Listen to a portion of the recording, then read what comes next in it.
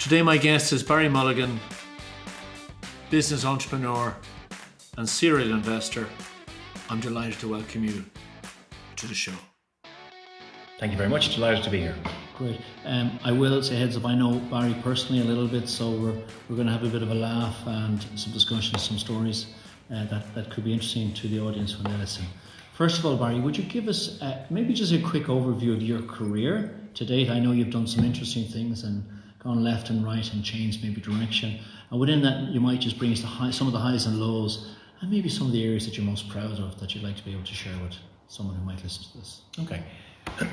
I guess the most significant thing in my career is that I went to Romania when I was 25, 26, in the right place at the right time or the wrong place at the wrong time, whichever way you look at it. Coca-Cola were developing in Romania at the time in 91, 92, and I went out there in late 92 to do some research for Coca-Cola, and because there wasn't very many people who wanted to go to Romania at the time, I ended up becoming the head of sales and distribution for Coca-Cola Leventis, which had the franchise rights for half Romania.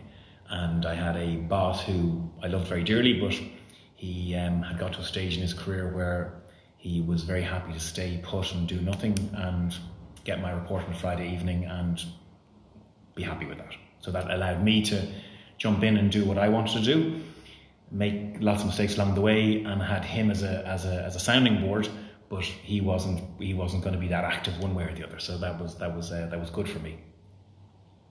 Okay, and then moving forward from Romania, you came back here, and then... Well, I was in Romania for 15 years, so Romania was very significant for me. So when we set up Coca-Cola, it was the fastest growing market in the world for Coke in 1993 when we set up.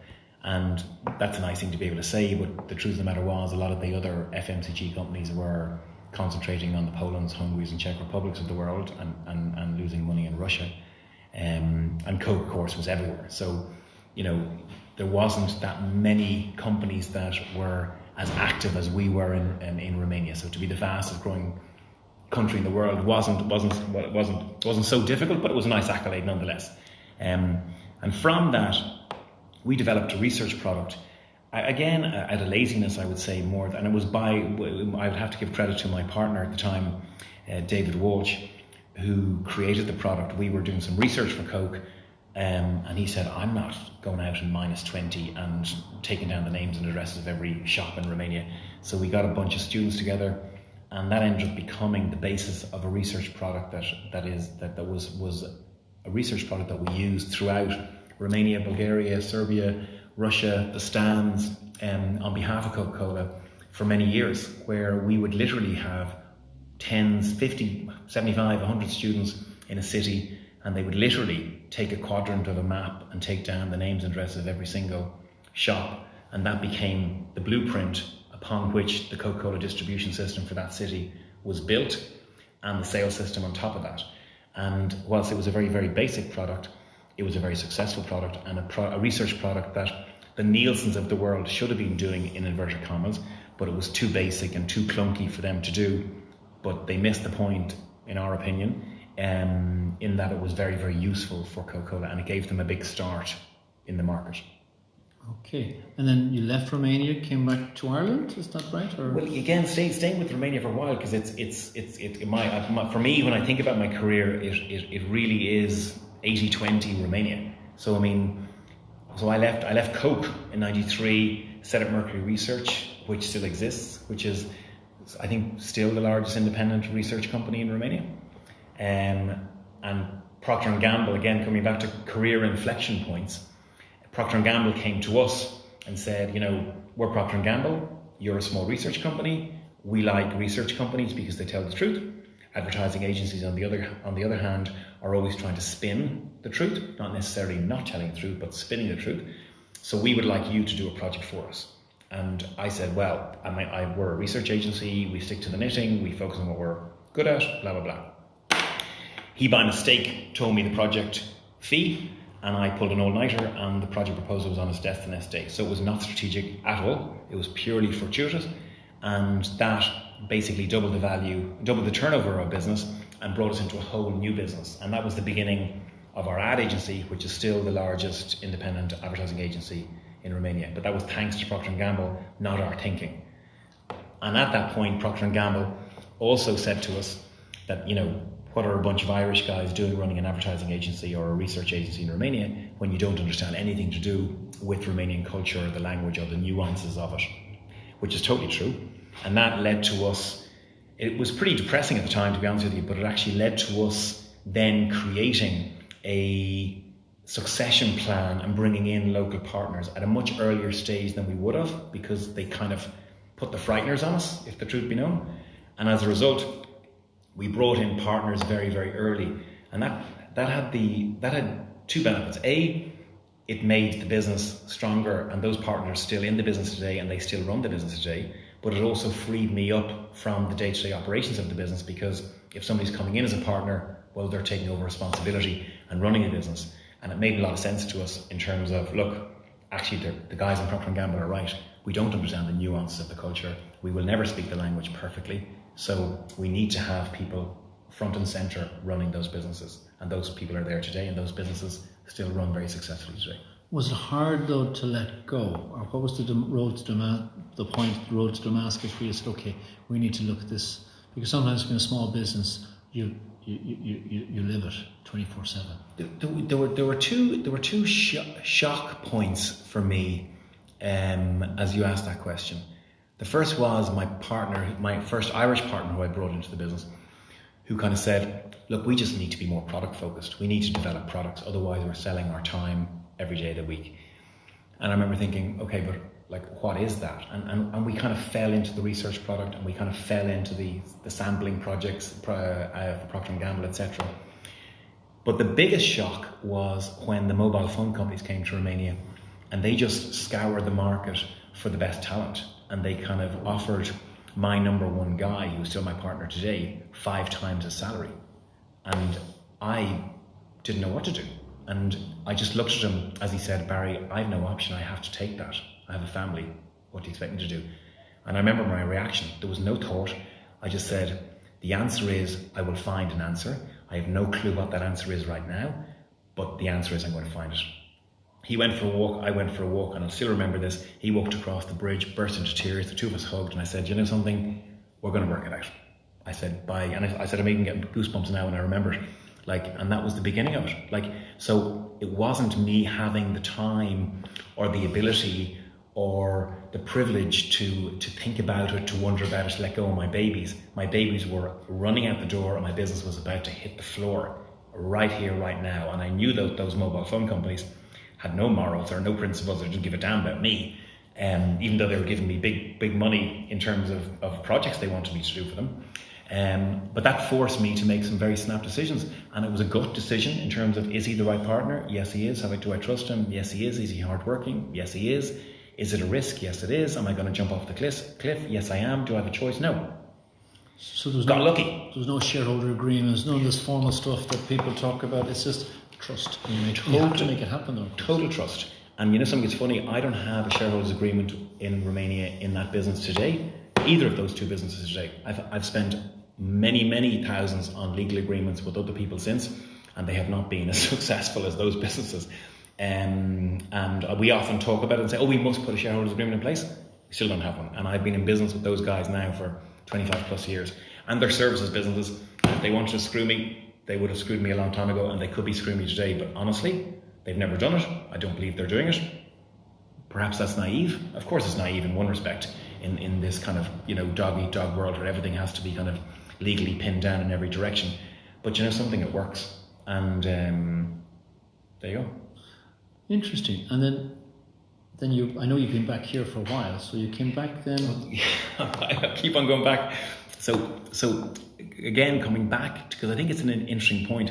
So having taken on the partners, my big thing, the big thing for me was that it gave me the freedom to get involved in other projects. Because now I said, okay, so you're getting paid much more now. You've got a shareholding now. You're managing that business. And I stood back. The benefit of that was that it allowed me to, again, be open to new businesses. Like, so in a developing market like Romania, you can go two ways. You can go deep on a particular sector, or you can go scattergun on many sectors. And we chose to go scattergun on many sectors because there were opportunities apace coming at us. And again, because of our research business, Seagram came to us and said, look, we need to find a distributor for our products in Romania. We did the research. I presented them with the best distributors. I gave them all of the ways that they should do it. And basically they turned around and said, well, look, we'd like you to do it. Why don't you become the distributor? I said, I'm not. I actually like my kneecaps. I don't want to get into the whiskey business in Romania. Thanks very much. But actually, one of the benefits of Romania is that there is no mafia. I'm not saying there's no corruption, but there's no racketeering. There's no guns. It's not like the mafia in Russia or wherever, or Moldova or Bulgaria even. So we did, and we ended up setting up that distribution business. And we built that business, and then we sold it back to Seagram. And then we got into the telecoms business. We won a license in conjunction with the German telecom operator, and we won that license. They went out of business in the dot-com bomb, so we owned 100% of a telecoms business but knew nothing about telecoms. So we did an MBA in telecoms basically in the early 2000s, and we eventually sold that business to Orange. And then we got into the medical waste business, and we were the first people in Romania to get into medical waste. And again, we built that business up and we sold it to the US people. But again, it was fortuitous. Again, I would always kind of say that there was a great lack of strategy at one level.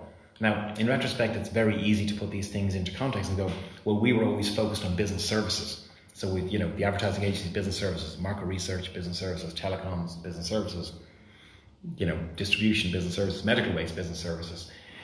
But of course, the platform upon which that was built in terms of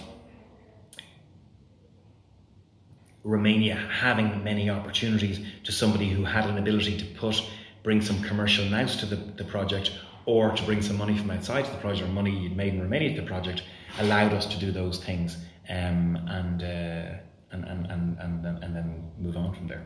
So it was really after we sold the medical waste business that I came back to Romania. Okay. Yeah. And when I came back from Romania initially, to be honest, I was What year was that? I came back 2006, 2007. So the world hadn't ended? The world had not ended. And did you know the world was getting? Did you have a sense of it? I didn't. I didn't have a sense of it. I was kind of 40. I was kind of deciding, was I going to spend the rest of my life in Romania, or was I going to go somewhere else, or was I going to come home? And for me, I had to come home as the nucleus of my life, if you like. But I genuinely thought that I might go somewhere else from here. But I kind of enjoyed coming back here. I was pretty shook by the kind of the Celtic Tiger in terms of it didn't necessarily bring out the best human traits in a lot of people who I knew from school or from college or whatever. But thankfully, they're all right now. And I took a few board positions to kind of get to know the country a bit better, to get to know the market a bit better, to get to know people a bit better. And then, of course, the collapse happened, and everything went down the tubes. And I was still looking around at various opportunities, and I looked at buying a few companies, both here and in the UK. And after a while, I realised that I wanted to be involved in a business that had an international dimension to it. And I wasn't quite sure what that would be. And eventually, I ended up investing in the buyout of Grafton Recruitment, which is a business in the south of Ireland, the Republic of Ireland, but a much more significant business in Northern Ireland.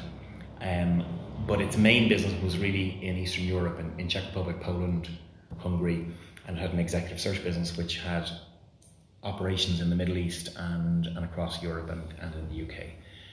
So that I thought was interesting from my perspective in terms of, again, coming back to business services. It was quite similar to advertising or to market research, or you were always, it was business to business. It made sense to me. I felt comfortable. Eastern Europe I felt comfortable with.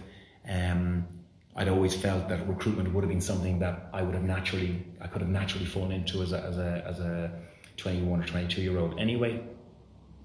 So I worked in that, and we got involved in that in probably 2011.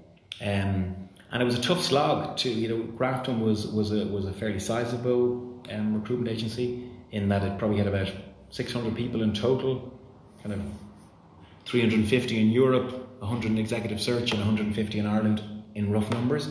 It didn't have a market position in the Republic of Ireland, where CPL are obviously very dominant. It did have a strong market position in the north of Ireland, but very much in the blue collar space. Whereas in Czech Republic in particular, it was very much the CPL equivalent in the Czech Republic. And it was number 3 or number 4 in Poland and Hungary, and in the executive search business, it had a little niche that worked for it. So that was kind of all consuming in many regards, in terms of trying to restructure that business, and in terms of trying to hire the right people into that business to then go on to hire the right people for its clients. So that was good. It was enjoyable. And in a parallel to that, I guess from 2009-10, I started investing in young technology companies as an angel investor, and I got to know a group of people who were also angel investing, and we invested in various companies, and that's where I felt a lot of passion, and there were young entrepreneurs who I felt were starting on a road that I felt I had been on. Like, a developing market in terms of technology to me was the same as a developing market, which was Romania. Where might your product go? What might you do? How might you pivot? How might you develop? You needed to be nimble, you needed to be agile in different ways than if you were setting up a business that was focused on an already established market. So it's not clear necessarily where a technology business might go, just as it wasn't clear to us in the early years in Romania where a marketing business might go and where that might lead you to. So I felt very comfortable with that mindset and with those people, and I enjoyed hanging out with them, I enjoyed talking to them, I enjoyed kind of just strategizing with them in terms of where or how they might do things, or where the road might go.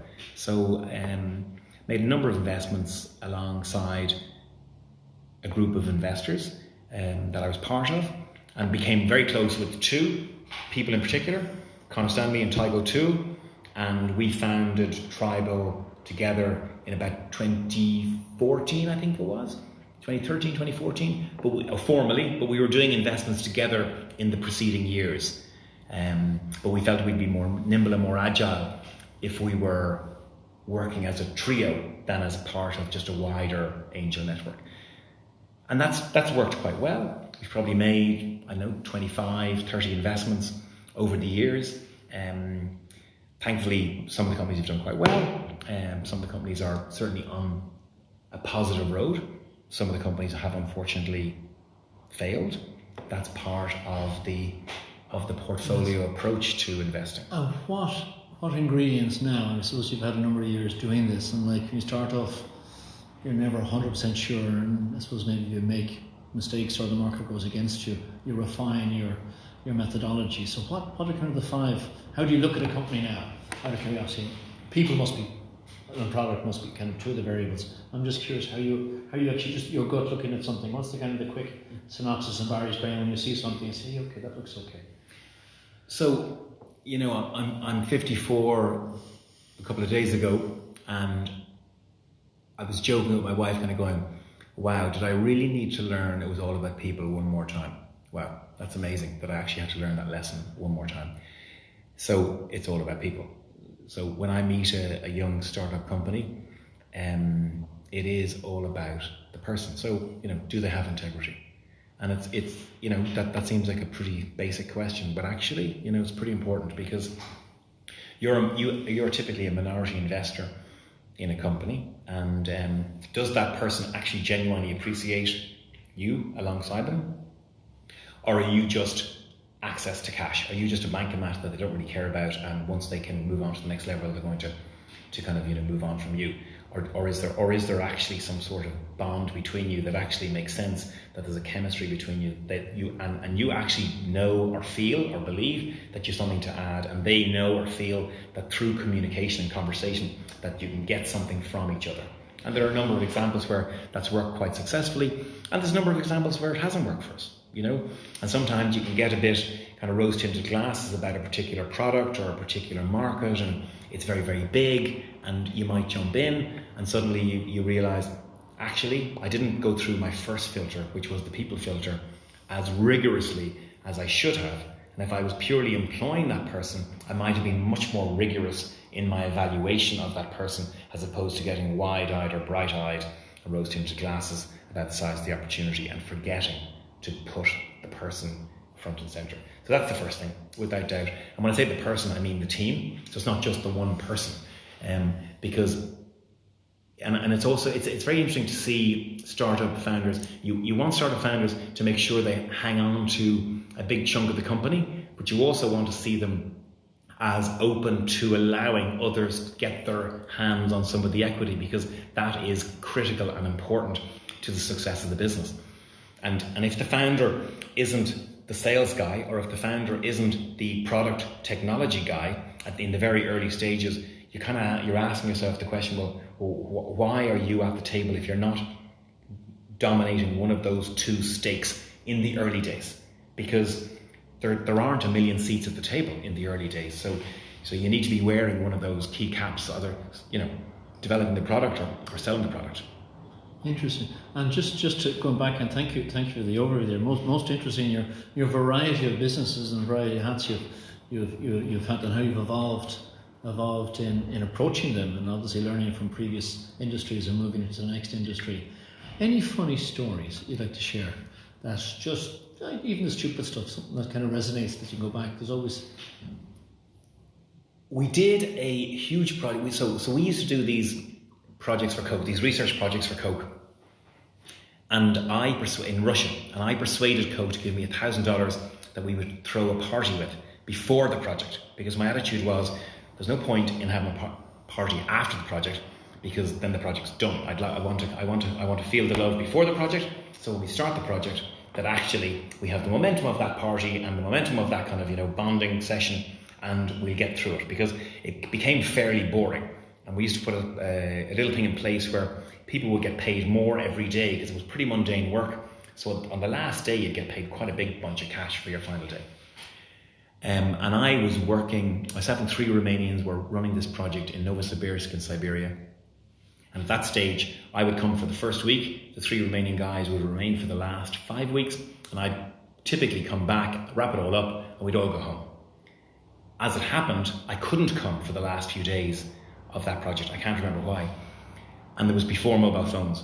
And I used to kind of arrange at 3 o'clock on a Sunday, I'd talk to the guys, and then, you know, we talk whenever during the week. So on the Sunday, it was a pretty quick call. Yeah, we finished the project, talk to you Wednesday. And I remember feeling there's something wrong there. I don't know what it is, but there's something wrong. What had happened was these guys who we got to know very well had decided that they were going to, so there was 60 people who did the project. It took us 8 weeks. So that's 480 man weeks. So basically the guts of 10 man years of work was filled into these questionnaires, which we were then going to input into a computer, obviously, and then kind of use that as the base for the distribution system, blah, blah. They had stolen all of the questionnaires. And then that was the time that we culturally learned a new lesson, all of us. In Russia, having the power is critical. And that was the first time I learned about that thing in Russia, in terms of who has the power. And they basically sent a mission down to tell 3 Romanian guys that we now have the power, let's negotiate. And we were friends with these people, we knew these people, but when it came to owning power, they were prepared to trade that friendship for what they could get from the deal. The 3 Romanian guys, in fairness to them, turned around and said, you've no idea how bad that Irish guy is. He'll make our families pay for this for the rest of our days. We're Romania, we're the poor cousin of Russia. We're now going to have to basically walk home and kind of, you know, eat bread and water for the rest of our days, blah, blah, blah. Anyway, the guys obviously played the theatre quite well. The questionnaires were dumped on the hotel doorsteps, all of them, and the project was finished to its satisfaction. But unfortunately, the friendships were lost in the process. That's it. Because you could put that in the staff handbook, or maybe you have all these. Yeah, exactly. Please don't steal the samples, you know, it's not good. And if you didn't go the path that you went, I'm just going back to your 24-year-old self before you went walkabout to Romania. What might you do? If you had time to back and say, I want to be a doctor, or I want to be a professional footballer, and why? Yeah, sure. When I was leaving school, I wanted to do commerce. I didn't get enough points to get into commerce, so I did economics because it was the only other word that I knew that sounded like commerce. I did economics as well. Did you do pure economics? Pure economics. Group 9. Group 9. Right. Pure economics. I didn't know that. Yeah, and the only reason I did pure economics was because it sounded like the closest thing to commerce. I had no interest, and I don't really still understand economics. But that's the only reason I did it. And it was a real pity because, career guidance back in our day was, in my opinion, pretty appalling. And there were no jobs at the time, so the idea of doing something that was a bit off centre was ludicrous almost, which was a real pity. But the funny thing was, I remember looking through the list of subjects in arts, and the one subject that I wanted to do was psychology, because there was always a natural interest in people, and I'd always kind of naturally read some of those books, and I could see myself reading those books, but I didn't have the confidence to do it, so I didn't. So I don't know if I'd done that, where I might have gone. God only knows. That's interesting. It's funny. I would love to be a professional footballer for some reason. Maybe because Roy of the Rovers going back in the day, or the comics. Yeah. And we'd I don't know. I'm a little bit older than you, but you'd have you'd buy the chewing gum with the football stickers, which you fill in the football album. Yeah. To try to fill the team. So I always remember that. It was kind of the thing that before obviously no social media, no mobile phones, was always something I wanted to do. Just if workplace stress, mindfulness, moving jobs every 3 years, this is kind of a topic in the kind of work-life balance. Do you have any comments or thoughts around that? I think mindfulness is great. I think meditation is great. I think going for a walk in the mountains or down the pier, looking after yourself and making sure that you love yourself, and recognise that if you don't love yourself, nobody else is going to love you, is all very, very, very important stuff, and it can be described in many, many different ways. I think sometimes the work-life balance thing can become an end in itself, and sometimes people miss the point in terms of there's various times in your life, in your career, that you're going to work much harder at something, and that's okay. So, for example, somebody might be really, really into rugby, and they may spend 3 or 4 or 5 years of their life dedicating their life to rugby, and they don't have a rugby life balance at that moment in life, and that's okay, because they have a huge amount of fun and enjoyment from the rugby during that period. Or I use rugby as an example, any sport, any pastime. And I think when you throw yourself into something and get consumed by it, sometimes it delivers a lot. I didn't study in college. I don't mean that in a kind of a way where I was bright enough to get through it. I just BS'd my way through it, is the absolute truth. Now the great shame of that is that I know nothing about economics. So I went to university for 4 years because I took the scenic route, repeating a year, and I still know nothing about economics, which is pretty sad, actually, on reflection. It would be much better to throw myself into it and learn about economics. There was a guy that grew up beside me who went on to become an economist, and so did his brother. But I remember them throwing themselves into economics and reading every book and being voracious about the subject and being very passionate about the subject and loving every minute of it. But they'd no economics life balance. They were doing lots of things, but they were very, very happy. So I think the work-life balance can sometimes be a bit of a distraction. Of course, it's a good idea because balance is a good idea. Mm-hmm. But everything in moderation, including balance. So be in balance sometimes. That's great too. Yeah, it's interesting. It's talked about a lot. I suppose emails, this instant communication is obviously positive on one level because you can get to people when you need to. But sometimes there can be a bit too much communication coming in, so people don't get that break. I do hanker back sometimes to the days we could put something in the post, and I'll go into the post, and it would take a couple of days to get to the client. Yeah. The client would look at it and put it back in the post, take a couple of days to get back.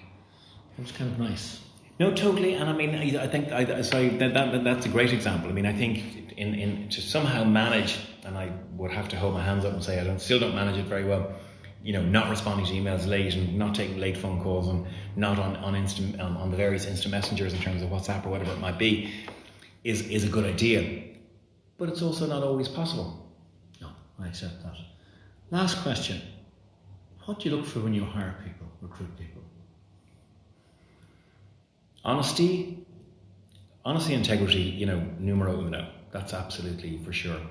A curiosity, a passion, an energy, a different take on stuff, as opposed to just, I think it's very easy to hire in the middle of the ground, as opposed to the guy, the outlier who has a particular skill or a particular ability to look at things in a different way.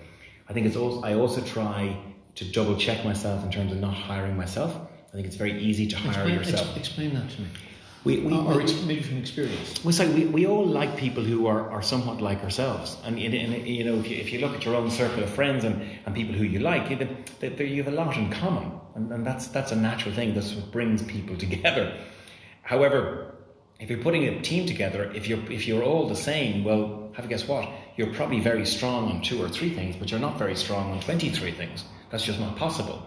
So for the guy. There's a particular guy I'm thinking about who is was a very, very strong junior hurler and an absolute mathematical genius, but he was socially very awkward, but absolutely would wipe the floor with anybody and everybody that I ever met when it came to that mathematical capability. And we always got on very, very well, and it always worked very well together. But he always thought about things in a completely different way to me and asked me questions which I didn't understand the question nor the answer, but he did have the patience to take me through it.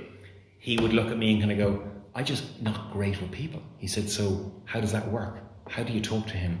You're very patient with him. Why? He's clearly doing this, that, or the other." And I remember looking at him kind of going, "Well, you're being slightly unfair, and you're looking at him as if he's a quadratic equation. That's not really the way to look at him." That's the only way he knew how to look at it. That was his way.